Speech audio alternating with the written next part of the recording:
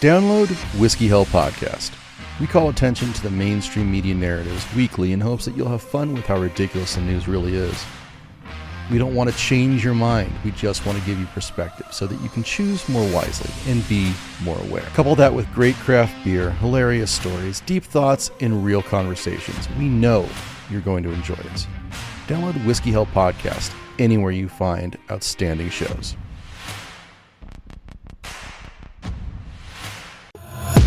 Take my eyes open to force reality. Why can't you just let me eat my weight in glee? Hush.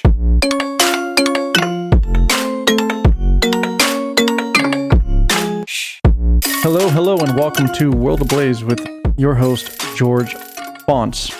I want to once again thank everybody for supporting the show, and I want to give a few shouts out to the state of Florida and state of Virginia. We have had a lot of listener activity out of those two states recently, and we want to thank you for your continued support, as well as California, hell, the whole country in general, and of course, the countries abroad that are tuning in and listening to what we have to say. We thank everybody for your support as we are really growing, and again, can't thank you enough. We put together a really good show for you today. And later in the show, I'm going to be addressing Ilhan Omar, our esteemed congresswoman, who continues to take an anti-American stance and has publicly declared that, well, America is not her first priority. I also have other things to say beforehand about the Trucker Convoy.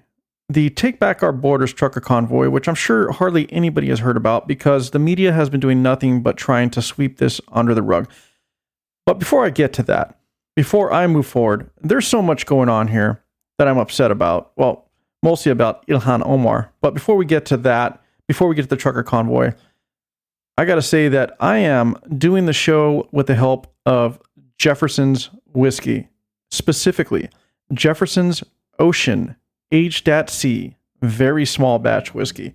I got myself a pretty large glass here right now, and I'm going to take a sip so I can wet my whistle here, as they say, before I move forward in everything that I have to discuss, because believe me, this may not be the most shocking show you've ever heard, the most shocking podcast today you've ever heard, but I will tell you that the information is pretty damning on both sides of the aisle here, and as it relates to both topics I will be going over today. So, before we get there, cheers to you. Here's a big glass of Jefferson's for me. Oh my. That's good. That's tasty. That's smooth. And to be honest, much needed. So back to the Trucker Convoy. For those that don't know, and I'm sure there are listeners here that do know, but for those that don't, it's a convoy put together and organized where truckers, military veterans and just supporters and patriots of America who are fed up with the federal government and how the border crisis is being handled is putting together a convoy that will be going across the nation and will be holding 3 demonstrations. I believe it's Texas, Arizona, and California. Basically, the 3 most majorly abused border areas that we have in America currently. The concern I have with this trucker convoy isn't the fact that they're doing this. What I have a problem with is the sentiment and opinion of leftist Americans. Doing a general search online and watching the chatter going on in social media and as well as other blogging sites, they are going out of the way to label these truckers as nothing but extreme right, MAGA supporters, uneducated, violent, anti-American, anti-immigration. I mean, you name whatever name you can come up with or slanderous statement that you can come up with as a liberal who hates anybody who's Republican or stands up for freedom, democracy, and patriotism in America. That's pretty much what they're saying about this trucker convoy. The trucker convoy in and of itself, to me, represents a fed up America. And I gotta challenge you hard leftists about your sentiment and your statements. What is so wrong? What is so wrong about a bunch of people, American citizens, who are concerned for the safety and security of their nation, coming together to demonstrate. You know what's really fucked up about that? About the way these leftists are thinking about these truckers and what they're saying about these truckers? Hell, even the leftist publication Wired Magazine put out a bit of a smear piece against the truckers. The problem with this thinking is it really begs the question as to where does your patriotism lie? And it's not about denying people trying to have a better life for themselves because the situation they're in now is horrible. It's about controlling the influx of unchecked, illegal immigrants coming through that we don't know anything about. Nobody in America wants to stop anyone from living a good life and becoming a citizen of America and contributing to the American dream. Nobody is against that. But you leftist liberals seem to be against that. You seem to be not doing any real thinking here, any critical thinking. You're just throwing slanderous statements at the wall to make these people look stupid when all they are doing is being patriotic and concerned. There is no violence in what they're doing. They're bringing attention to a situation that the media is trying to sweep under the rug. And since you leftists aren't very concerned, I got a bunch of little data points in here that I got to read to you. But before then, let me take another sip of the Jeffersons here because I got a lot to read to you, and you're not gonna like this, you leftist leaning idiots. Now, I'm not calling all leftists idiots. I'm sorry, I apologize for that. You extreme leftist idiots. That's more appropriate. All right. So before I move forward, a little more Jeffersons. Oh, very good. Okay. So, since you don't think this is an issue, Homeland Security does. This is interesting. I bet you didn't know. In fact, you could find this at homeland.house.gov. And I'm going to put a lot of everything that I go over in today's show in the show notes. And I will do my best to leave all the proper links so that you can fact check me. So, the House Committee of Homeland Security, they put together a little bit of research and some Q&A regarding the border. In fact, it's labeled Border Sector Chiefs Confirm Operational Impacts of Border Chaos, Increased Gotaways, Closed Checkpoints, and Empowered Cartels. So gotaways refers to people at the border that border security is not able to apprehend or stop or check. Those are referred to as gotaways. People just literally just got away across the border, unchecked. This is, I'm going to read some excerpts from this because it's a fairly long report, and there's a lot of question and answer here, actually, where they question chief patrol agents, and there was a lot of agents that they questioned. So I'm going to only go through some of this, and I'll leave the link in the show notes if you want to read the whole thing. Moving on, this was said by Chairman Mark Green. I fear the extent of the threat posed by this record number of gotaways on Secretary Mayorkas's watch won't be clear until it is too late. The number of individuals apprehended illegally crossing the southwest border and found to be on the terrorist watch list has increased 2,500% from fiscal years 2017 through 2020 to fiscal year 2023. And those are only who we've caught. How many others have slipped by as Border Patrol agents have increasingly been pulled off the line to process illegal aliens crossing the border? How many violent criminals and gang members are now at large in our communities? Border security is national security, and right now, the border is not secure. When upwards of 2 million people have entered our country who we know nothing about, we are at deadly risk. Secretary Mayorkas must be held accountable for this national security malpractice. Okay, House Committee on Homeland Security conducted a Q&A, as I said earlier. This says here, the House Committee on Homeland Security and the House Committee on Oversight and Accountability conducted interviews with 8 Chief Patrol agents and 1 Deputy Chief Patrol agent from April-September 2023. to acquire more information about operations in their sectors and how the crisis has impacted the safety and security of the United States. These interviews were part of the committee's ongoing investigation into the causes, costs, and consequences of the unprecedented crisis at America's borders, and the role of Secretary Mayorkas in facilitating and maintaining this crisis. In the committee's annual worldwide threats hearing last month, as of this report coming out, Federal Bureau of Investigations Director Christopher Wray confirmed the national security threat posed by the growing number of gotaways at the southwest border, especially as America's enemies, including Iran-backed Hamas and Hezbollah, have been emboldened to spread their malign influence following the October 7th terrorist attacks on Israel. Wray also alluded to Chairman Green that the national security consequences of the crisis have turned every state into a border state. Okay, so these extreme leftist idiots online that are chastising and making fun of the Trucker Convoy, who aren't concerned with immigration and the border and anything patriotic that has to do with America whatsoever, obviously don't get it. Don't realize what's really going on, because Homeland Security is concerned. They did a whole report in Q&A. In fact, I'm going to go ahead right now with the question and answer. So we're going to go ahead and read the Q&A from a few. There's a lot. I'm going to leave a link to all this information in the show notes. So look in the show notes for the links to everything for today's show, so you can, again, fact check me. All right. Let's move on to the Q&A. Here's a few questions directly related to operational impacts of the historic border crossings.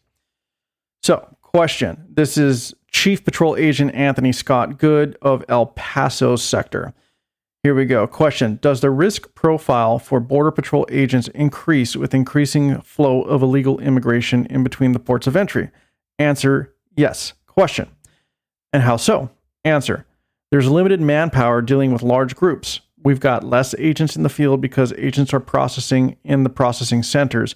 And then, with less agents in the field, they're dealing with more people, and people with bad intentions can be mixed into those large groups. That can be overwhelming to any law enforcement official that could be in one of those crowds. Okay, this is Chief Patrol Agent Gloria Chavez of the Rio Grande Valley sector being questioned. So, question. So when I guess, the point of my question is, when there are miles, even when you're fully staffed, there are miles that are unpatrolled by agents, right? So you don't have one agent per mile. Answer, correct. Question, when there's a surge and you have to take a bunch of agents off the line, does that leave many more miles wide open on the border without patrol? Answer, it does leave vulnerability for us because agents are being pulled away from primary patrol duties to come across a certain situation.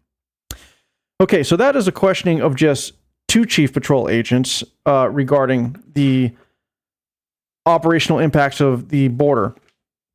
And for those who don't think that there is an issue with patrolling the border, well, Border Patrol agents and Homeland Security absolutely does think this. Now I'm going to move on to questions that have to do with the impact on the border in regard to gotaways, security threats, and narcotics. First person in questioning here, Chief Patrol Agent Jason Owens of the Del Rio sector. Question, does the high flow that the Del Rio sector is currently experiencing have an impact on Border Patrol's ability to reduce the number of known gotaways coming into the sector? Answer, absolutely. Question, and in what ways? Answer, as I said before, if my men and women are struck in a humanitarian effort of processing these folks, they cannot be in two places at once. They cannot be out on patrol, and where I need them out on patrol is not only an account for those gotaways, but to reduce them where possible. Everything revolves, as I said before, around having those men and women on the ground doing the job. Okay, moving on to Chief Patrol Agent Aaron Heitke. I believe Heitke, Heitke. This person is out of the San Diego sector. Question. You mentioned that increased encounter numbers affect agents' ability to police the border and to capture those who seek to evade apprehension entirely. Gotaways, correct? Answer. Yes. Question.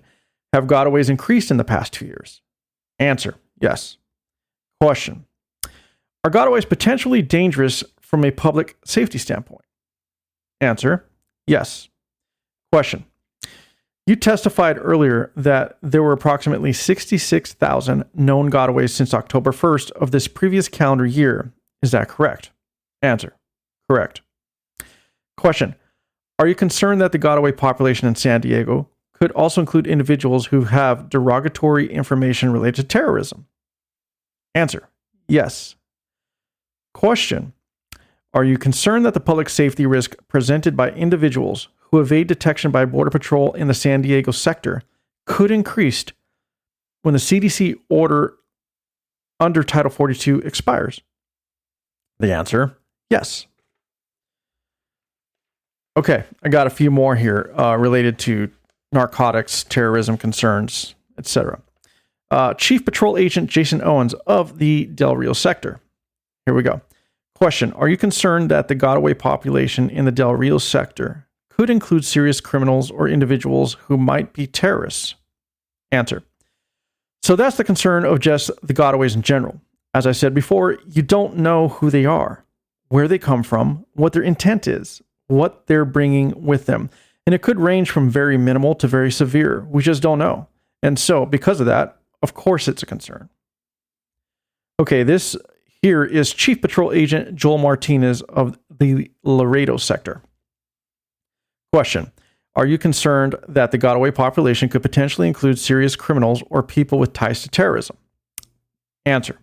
Yes. Okay.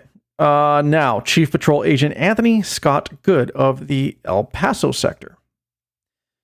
Question. Are you concerned that individuals who are more likely to evade apprehension, then turn themselves in to Border Patrol, may have a criminal history or some other derogatory information that could lead to public safety risk? Answer. Yes. Question. Has Border Patrol in the El Paso sector, do they routinely encounter individuals with prior criminal histories? Answer. Yes. Question. Do these criminal histories relate to crimes involving public safety concerns? Answer. Yes. Question. Do your agents in El Paso sector encounter individuals who have derogatory information related to terrorism? Answer. Yes. Well, there you have it. Now, that is just a reading of some of the questions and answers and a little bit of the report from the Homeland Security. It's homeland.house.gov. So for those who don't think the border issue is a big deal and want to go ahead and make fun of patriots trying to stand up for American rights, values, and just generally protecting our borders, what do you have to say to Homeland Security? They obviously don't support your beliefs whatsoever. And since we're still talking about the border and obvious concerns of terrorism, I wonder if anyone missed this video. Now, here is First Responders Media. They have a video of where they went to go question someone who was trying to come across the border on the other side. This person pretty much makes a underlying threat. Why don't I just play this and let you decide? By the way, if you are smart enough, you will know who I am. But you are really not smart enough to know who I am. But soon you're gonna know who I am. Very easy. Wow, very easy. The entitlement. No, believe me, I'm much better than that. The entitlement, guys. Wow. You will see soon. Well, there you have it. Sounded kind of like a threat to me. You're too stupid to know who I am, but pretty soon you will know who I am. That same person later, also from First Responders Media, and these guys, you can find them on TikTok at First Responder Media. That's with a numeral 1, First Responder Media, at First Responder Med. So here's another video of the same individual. In this video that has surfaced of the individual, they go on to admit that they were in prison for 10 years and they're here to seek justice. also states that they are a Jordanian citizen, but originally from Palestine. Let me go ahead and play that one as well. Let them know they're here safely. If we can make a phone call, that's What you can do? Can you? Or if you can just Get 'em. Where are you guys from? Palestine Palestine. Okay. and Jordanian citizen in the same time. Okay. My parents in Dallas. Okay. Yes. Oh, And you it's a want port the from American dream, right? No. I came here for something else. Oh, Yes, I came here to defense against the inhumanity that's what's happening in our countries. I was an ex-prisoner for 10 years and 4 months and 22 days for fabricated case in Egypt after the first revolutions happened in 2011, after Mubarak get down from his bullshit chair and the other ugly face came, which now he's talking about democracy and he's nothing.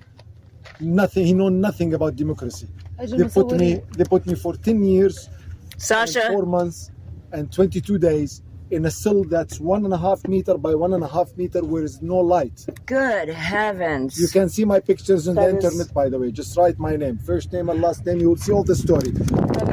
Here, It is totally this is my personal business card. back there. I left it because I'm just seeking what you call it, justice. Yeah. I need justice. Well, there you have it. That second video, not sure what you make of it, but Jordanian citizen, but originally from Palestine. Actually admits from Palestine, but also Jordanian citizen, seeking justice. What's one to do? Do you need further proof? Sure. All right, leftist libs. Let me go ahead and let's read off some more data concerning the border.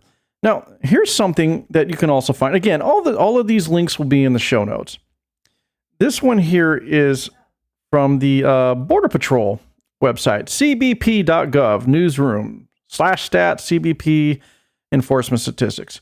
This has to do with terrorist screening data set encounters.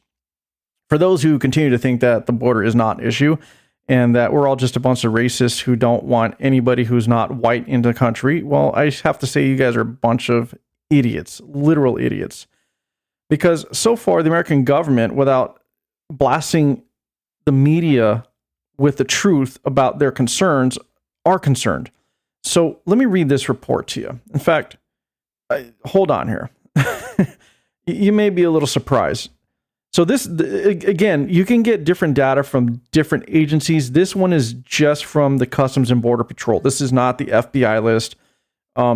This shows their encounters of people from their organization. Now, the terrorist screening data, the TSD, what that is it's also known as the watch list. Okay, it's the government's database that contains sensitive information on terrorist identities. The TS, I'm reading this from their site right now, says the TSDS originated as the Consolidated Terrorist Watch List to house information on known or suspected terrorists, but has evolved over the last decade to include additional individuals who represent a potential threat to the United States, including known affiliates of watch-listed individuals. All right. So looking at this data set, it covers 2017 through 2024. All right. So I'm going to read year 2017. So Office of Field Operations, TSDS, or watch list encounters at land border ports of entry of all nationalities. So 2017, there was a total of 333. 2018, there was a total of 351. 2019, 538. Okay, 2020 went down to 196, went down to 157 in 2021, started to jump again in 2022 to 380, and last year in 2023, 564. 564 encounters with known watch list people. I'm talking people who are known to be terrorists or pose a threat to the United States. And these are just numbers only from the Customs Border Patrol. Customs and Border Patrol encounters only. Okay, the year pretty much just started as this came out, and they've already had 94 encounters. And as you can see, there was a little dip, but it seems that there has been an increase, and even after the dip, it came back in even bigger numbers. Now, it doesn't sound like a lot, but take into account that one terrorist, if they didn't catch this person, now this is based on encounters, people that they caught, by the way. This doesn't account for everybody, as it doesn't count for the people labeled as gotaways. Okay, these are just who they encountered. But one terrorist can do so much damage. One terrorist leader can do even more damage by radicalizing others and getting them to join their cause. So yes, there is a concern for those who think this is laughable and that people who are trying to stand up in defense of the country, that they're just a bunch of right-wing, Neanderthal idiots. You need to reevaluate your thinking, your patriotism, and really, really look deep inside, because it sounds like you may be the one who's anti-American and doesn't really get what the hell's going on here. Here's some further proof. I got even more. Hold on. I'm not done. This is great. This one here from the Daily Caller. I got more for you. Oh, hold on. I need another sip of the Jefferson's Ocean Aged at Sea here. Give me a second here. Oh, the whiskey's helping today. I'm not going to lie to you. It's a lot to take in, right? I mean, there's reports here admitting that there are terrorists crossing the border. And our government organizations are admitting that they're not catching everyone. Yeah, this is serious conversation.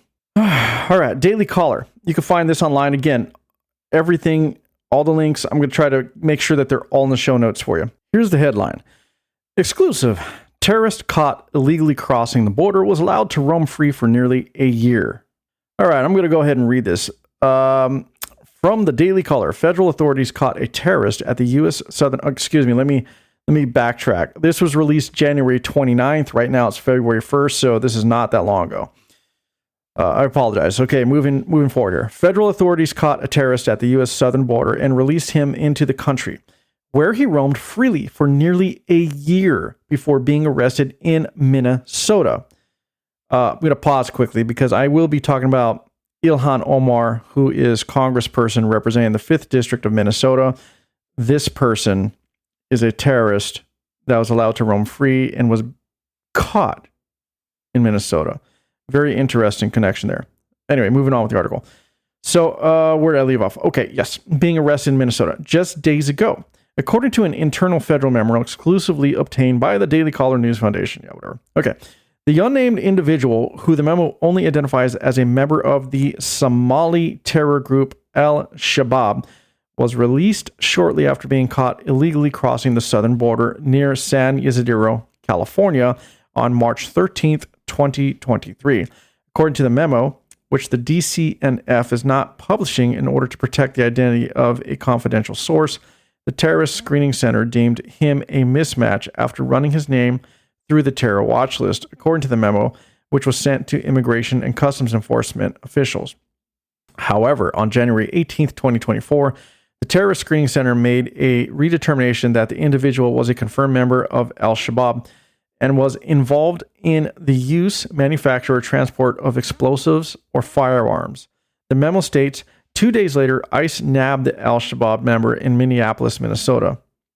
Border Patrol caught 172 terror watch list suspects attempting to enter the U.S. illegally during fiscal year 2023. Former Homeland Security officials say the constant deluge of illegal immigrants hitting the southern border is making it easier for bad actors to slip into the country. All right, so how much more proof do you need that we have a problem? How much more proof do you need that there is a real issue, and that instead of trying to just kowtow to your leftist team, Republican team, liberal team, I don't really give a damn what team you think you're on. Why don't you think as an American citizen first and realize that there is an issue, that we are literally under attack. Look, if they're catching terrorists coming in, they've got a plan, and that plan does not involve our best interest whatsoever. And if you think it does, you are absolutely part of the problem.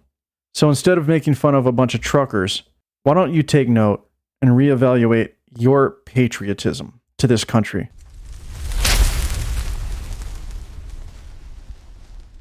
Now, moving on to our main topic of the show, we will be discussing Ilhan Omar. Who is Ilhan Omar? Well, Ilhan Omar is a congresswoman representing the 5th District of Minnesota. She's under fire lately. Well, it's not the first time she'd be under fire for being anti-American or having anti-American sentiment. But she's under fire for a recent video floating around where she is addressing her Somali constituents. Now, here's what's interesting about this video. Since it came out, literally, I want to say a day or two ago, I think originally on the 27th or 28th of January. So a few days ago, it's already gone through multiple translations. I'm saying translations because the entire video is in the language of Somali, okay, Somalian. And it has been translated multiple times since it first came out. Why, you ask? Well, because the media is trying to protect her. The leftist media is trying to protect her. And if you don't believe me, you can look it up on social media. There's plenty of comments that address the sudden change in interpretations. There's media outlets all of a sudden coming out of the woodwork defending Ilhan Omar by saying, oh, no, the correct translation wasn't out at first. Here's this translation. And then there's another person with another translation, all changing the words slightly, ever so slightly. A word here, a word there, move a phrase around. No, this isn't really what she meant. She meant that. She meant this. So let me summarize what it was. When this first came out, I bookmarked it immediately. I couldn't believe what she said. In the video, she said that she is Somalian first, Muslim second. Okay, this when discussing what's going on in Somalia right now. She also went in further to say that the U.S. government will only do what we tell them to do in regard to Somalia. And she further said that they have to listen to us. She said that we are U.S. citizens and we pay American taxes, so the government will do what we tell them to do. She also further said that she will do what she can for Somalia while in U.S. Congress, basically saying that she will use her power in U.S. Congress to look out for Somalia. Why is this concerning? Because she puts Somalia first, her homeland, above America, where she is supposedly a citizen and an elected official to represent her constituents in America, where she obviously doesn't think she has to. She's a congressperson looking out for the best interests of a foreign nation. So who is Ilhan Omar? Where does she come from? Here's some background on her. She was born October 4th, 1982. She spent her early years in Somalia. She was the youngest of 7 siblings, including sister Sarah Noor. Her father, now this is important, Noor Omar Mohammed, an ethnic Somali who was a colonel in the Somali army under Saeed Barre and also worked as a teacher trainer. Okay, I'm not going to go any further because here's what's important. Who is Saeed Barre? So her father served as a colonel in the army under Saeed Barre. Saeed Barre, this person, a major general became president of Somalia after the 1969 coup d'etat that overthrew the Somali Republic following the assassination of the Somalian president. The Supreme Revolutionary Council military junta under Barre reconstituted Somalia as a one-party Marxist-Leninist communist state, renamed the country the Somali Democratic Republic, and adopted scientific socialism with support from the Soviet Union. Okay, so if you didn't catch that, Ilhan Omar's father served under Major General Mohammed Saeed Barre, who led a coup d'etat to assassinate the then current Somali president and turn the country into a Marxist, Leninist, communist state with the help or support from the Soviet Union. That is a major red flag and concern for any official who would be elected into office of the United States, to have those ties, to be raised up with that way of thinking, which Ilhan Omar obviously hasn't shaken or gotten over. So, as it concerns everybody here, she goes on to say that Somalia is her first concern, only concern, and then she's using the U.S. and her position in office to make sure that Somalia's or Somaliland's interest is top priority. Pretty much, she doesn't care about America. I know you're probably going to say I'm being harsh. It was one video out of context. You don't know what you're saying. Okay, well, first off, there is an oath taken when you become a senator or a congressperson. I'm going to read that oath. And in fact, I got this from senate.gov. So another U.S. website, another government website for all you hardcore leftists who think I'm full of shit. I'm giving you all of this in the show notes so you can fact check me. And in fact, I'm also going to allow you, our contact info is right in the show notes. Go ahead and challenge me, email me, correct me. If you're right and I'm wrong, great. I'll say so on the show. But be prepared for my rebuttal, all right? So here's the oath. I do solemnly swear or affirm that I will support and defend the Constitution of the United States against all enemies, foreign and domestic, that I will bear true faith and allegiance to the same, that I take this obligation freely, without any mental reservation or purpose of evasion, and that I will well and faithfully discharge the duties of the office on which I am about to enter, so help me God. So there's the oath: to uphold the Constitution, protect the United States against all enemies, foreign domestics, and to faithfully hold your allegiance to the United States. Not represent foreign nations under the guise of being a U.S. representative, such as Ilhan Omar has been doing. Now, since the video and the leftist media trying to jump to her rescue and call everybody a bunch of idiots for, trying to basically smear and defame her, like this is just now a right-wing conspiracy to make Ilhan Omar look bad. Well, the deputy ambassador to Somaliland, or to Somalia, has something to say about that. Apparently, she didn't really say anything as far as the translation went. She wasn't jumping to the defense of Ilhan Omar. In fact, I'm going to read her Twitter post regarding this video, verbatim. All right, here we go. This is Ambassador Rhoda J. Almi. She's the deputy ambassador of Somalia. She goes on to say, "We were profoundly surprised, even shocked, on discovering the remarks made by Congresswoman Ilhan Omar of Minnesota in a recent public forum, widely circulated on most social media platforms and attached below for your reference. The language she employed was regrettably unbecoming of both the office she holds and the constituents she represents. Her expressions were lacking in common decency and revealed a significant lack of understanding of basic facts. Specifically troubling were her endeavors to revive the once violent and dangerous ideology of Greater Somalia, or Somali Wayne. That is spelled W-E-Y-N, so I think I pronounced that correctly. Moving on, which caused so much death, destruction, and conflict in the Horn of Africa. Furthermore, her use of the ethno-racist rhetoric didn't escape attention and left many with a deep sense of disappointment. This was particularly bewildering for those who recall similar racist attacks she endured not long ago of being not American enough, and was baffling to see her take a similar approach and accuse the entire Somaliland nation of falsely claiming Somali identity. Moreover, her ignorance of U.S. Somaliland cooperation in the fight against terror and piracy in the Gulf of Aden and Gulf of Berbera was shocking to say the least.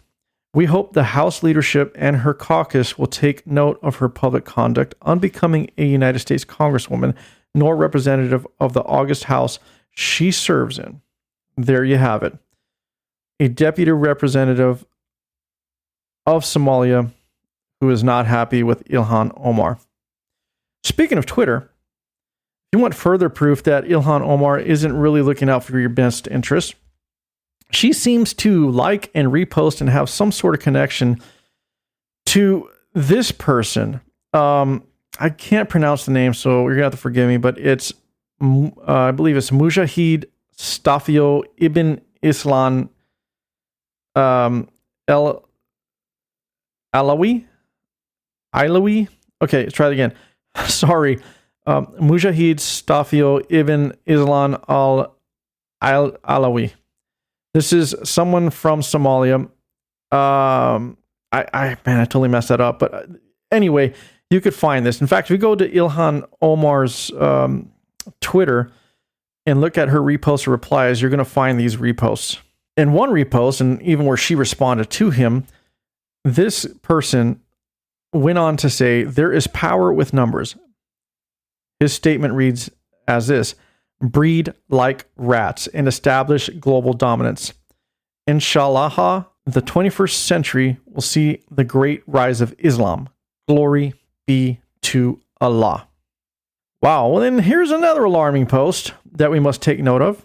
Again, Ilhan Omar constantly retweets this person and has, I don't know if there's a connection, what's going on, but she seems to support him. Here's another post in which he writes, this was on January 30th. He goes on to say, cry about it.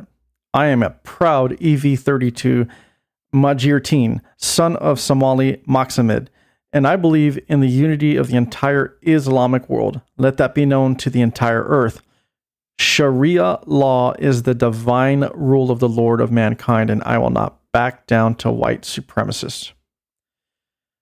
Wow, what a statement. So white supremacists being pretty much anyone who's white, anyone who's not your skin color, and this person is an advocate for Sharia law across the entire world. And also previously, as I read, stated that Muslims and people of Islam should breed like rats so that we can take over the world just by population, basically. Establishing dominance through population. This is a person that Ilhan Omar supports.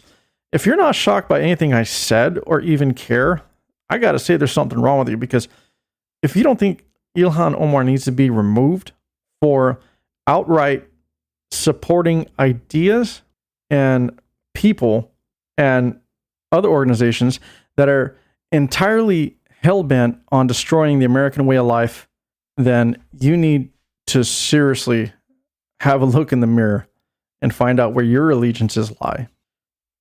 Well, maybe you're saying, oh, well, she's from Somalia. She's just sympathetic and she doesn't really believe these things. All right, fair enough. I'm going to go read from, of all places, the Reno Gazette Journal. And I'm only reading from here because this journalist, Sam Kumar, was able to put a good list of examples of things that Ilhan Omar of Minnesota has done. I'm going to read from this. I don't recall when this was released, but just bear with me here. All right, so let me scroll down a bit. All right, here we go. Here's the first couple of things here. I'm going to read this. It might not all be verbatim, but again, I'll have these links in the show notes for you. Congresswoman Ilhan Omar of Minnesota, a member of the so-called squad, recently, and this was back when Bernie Sanders was running, she backed Bernie Sanders, and she claimed that Bernie Sanders will fight against Western imperialism. All right, moving on. Her remarks in regard to 9/11, she referred to the attacks of 9/11 as some people did something. As she didn't want to acknowledge 9/11, she didn't want to acknowledge who was behind it. It's just like, oh, well, some people did something on 9/11. So what? That was her whole vibe and attitude towards it. She also accused Jewish Americans of dual loyalty when she tweeted, "It's all about the Benjamins." Then there was another tweet where she said, "May Allah awaken the people and help them see the evil doings of Israel." She also blamed the U.S. for the terrorist attack on the Kenyan Mall that killed 70 people and wounded 200 more. And here's another good one. She wanted a Minnesota judge to show leniency to a man who tried to obtain fake passports to go fight for ISIS. What the fuck? Hold on. She wants leniency for a man who wanted to go support terrorism and fight for ISIS, who was fighting against the Western world and specifically America? Oh, wow. All right. She also blamed the U.S. for the Venezuelan coup. She supported the terrorist organization Hamas as they fired rockets at Israel. She also complained about the way Americans pronounce Al-Qaeda. I guess it's Al-Qaeda, whatever. She made the false claim that the U.S. forces killed thousands of Somalis during the Black Hawk Down mission and included the hashtag Not Today Satan. So guess who Satan is? Who is she referring to as Satan? Us, America, the Western world. Specifically, again, America, where she's a citizen, where she is an official who represents the American people in Congress. In that report, in that news report I just read, she obviously is a terrorist sympathizer and has made another remark where she put Somalia first before the USA. But wait, there's more. She's also been under fire for her racist, anti-Semitic remarks. And that we're not even including the racist remarks she's made about white people in general, but her anti-Semitic remarks have been filed as a complaint against her. And you can find this on the website congress.gov. In fact, it is, if you don't even want to look there, you can just type in House Resolution 241 or H.Res.241. So House Resolution 241. I'm going to read this for you. On March 14th, 2019, Mr. Stube submitted the following resolution, which was referred to the Committee on Judiciary and in addition to the Committee on Foreign Affairs and Ethics for a period to be subsequently determined by the Speaker, in each case for consideration of such provisions as fall within the jurisdiction of the committee concerned. Here's the resolution. Condemning the anti-Semitic comments of Representative Ilhan Omar from Minnesota, whereas in 2012, Representative Omar tweeted, Israel has hypnotized the world. May Allah awaken the people and help them see the evil doings of Israel. Whereas in 2018, Representative Omar posted, drawing attention to the apartheid Israeli regime is far from hating Jews. Whereas the latest controversial tweets from Representative Omar suggest Jewish people are buying political support. She tweeted, it's all about the Benjamins, baby. A reference to a song about $100 bill and AIPAC, a pro-Israeli lobbying group. Whereas Representative Omar stated during a town hall, I want to talk about the political influence in this country that says it's okay to push for the allegiance of a foreign country. Whereas Speaker Nancy Pelosi denounced Representative Omar's statement saying, we condemn these remarks and call upon Congresswoman Omar to immediately apologize, is not going far enough. Whereas on March 7th, 2019, Democratic leadership failed to primarily and directly address Representative Omar's anti-Semitic remarks in a resolution that should have been specifically about anti-Semitism so as to address the rising threat thereof. Whereas Jewish people are subject in the media and political campaigns to numerous other dangerous anti-Semitic myths, including that Jewish people control the United States government or seek global political and financial domination, and that Jewish people are obsessed with money. Whereas accusing Jewish people of being more loyal to Israel or to the Jewish community than the United States constitutes anti-Semitism because it suggests that Jewish citizens cannot be patriotic Americans and trusted neighbors when Jewish citizens have loyally served our nation every day since its founding, whether in public or community life or military service. Whereas all Americans, including Jews, Muslims, and Christians, and people of all faiths and no faith, have a stake in fighting anti-Semitism, as all Americans have a stake in fighting every form of bigotry and hatred against people based on religion, race, or place of birth and origin. And, that's pretty much most of it. Really funny that she is on record making these statements and where she's, poked at, Jewish people not being supportive of America and only supportive of their own homeland, where it's exactly what she has been doing when it comes to Somali or Somaliland, I guess is the correct way to address Somalia. So here's more proof that Ilhan Omar is racist and anti-American. It's what the fuck is she doing here? I mean, really, what is she doing here in office other than the obvious of what we've already, brought to light, which is to look out for the nation of Somalia and to be sympathetic towards terrorist organizations. And I'm just appalled. I don't even know what else to say. You know what? If I'm appalled, you should be appalled. All we do is bring the truth here on this show. And we can go way further with this. I mean, there is a lot of dirt on her. There's a lot of dirt on her. But I'm going to say, hell, I'm going to ask the question. Here's another concern I have when it comes to these things. And here's the question. What do we do about it? Okay, I'm going to call out some other people. I don't want to get myself in trouble, but people like Dan Bongino, for example. You've got Hannity, you've got Tucker, you got all these people who always bring all of this stuff up to the surface and jump up and down and scream and kick and cry. And they make a lot of points, and there are many times that they're right, but they don't offer a solution. They don't offer a solution. I don't even have a solution. I'm asking you for a solution. What are we to do to get these people out of office? How can we stand up to our own government? I mean, we have the false sense that we really have the power, but the only power we have, they tell us, is our voting rights. Oh, if you don't like it, vote them out of office. Well, what do we do between then and now while they're still in office? We can't take them to court and sue them because they won't let us. They'll just throw the case out or tell us that we have no grounds. We can't make a citizen's arrest on them for grounds that they are acting as a terrorist or even an agent of a foreign nation.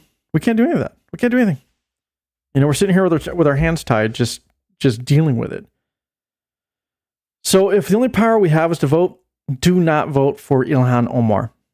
And in fact, once she's out of office, then she is subject to basically following the law as a citizen. And if she's anti-American, honestly, she should be deported. She should be gone. She shouldn't be allowed to sit here spreading the poison from within to destroy the American way of life. So Ilhan Omar, I'm calling you out. You have something that you want to say to me? You are more than welcome to contact me. I'm happy to talk to you. All right, that's all we got for the show. I want to thank everybody once again for tuning in. And don't forget, you could find us on social media on Facebook, Twitter, and Truth Social. We're on Twitter and Truth Social at Fonts Ablaze. On Facebook at World Ablaze with George Fonts. Thanks again. Content, hold your breath and feel the tension. Devils hide behind redemption. Honesty is a one-way gate to hell.